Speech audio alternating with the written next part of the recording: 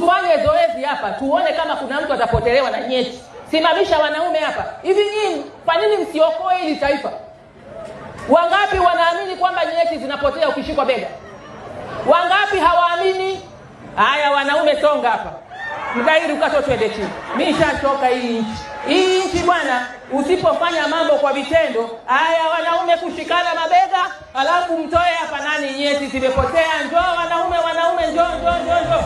Huu uongo mwingine, huu uongo baladuni tu.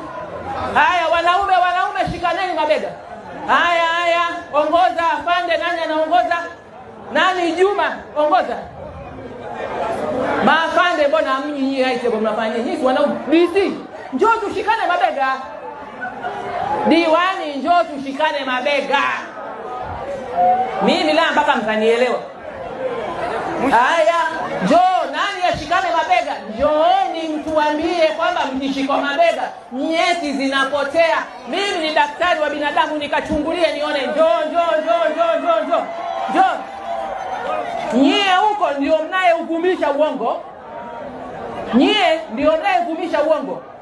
Haya shikaneni mabega. Mheshimiwa DC ongoza.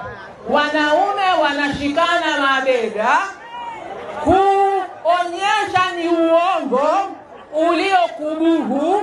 Wanaume walio matapeli, wapenda hela za haraka kwa kuwatumia wajinga ndio waliwao, ndio wanavumisha haya. Mwanaume eti ukishikwa bega eti nyeti zinapotea, ni uongo. Nyie vijana njoni. Nyie njoni tuone kama nyeti zinapotea. Hii nchi asipotokea mtu wa kukemea hivi vitu kwa mifano, tutadanganyana sana. Wengine Shakaora wakapelekwa wakafa, kwa Kibetele na wenyewe wakaenda wakafa. Tutasubiri mpaka nani yafe? Uongo, ushirikina ni hadithi za uongo.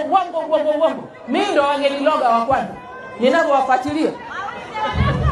Utapeli tu. Mungu alishabatilisha mambo mengi, imebaki hadithi tu Tanzania. Nimerogwa. Eti nyeti zinapotea, eti ukishikwa bega hawapa. Haya geukeni kule, kila mtu atafakari na nyeti zake.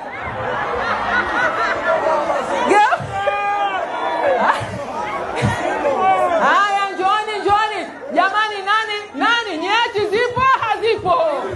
Nyeti zipo hazipo? Wanaume oye! Wazomeni wanaume waongo. Semeni washindwe. Nyeti zipo. Wanaume oye! Wanawake shangilia. Asanteni wanaume, asanteni.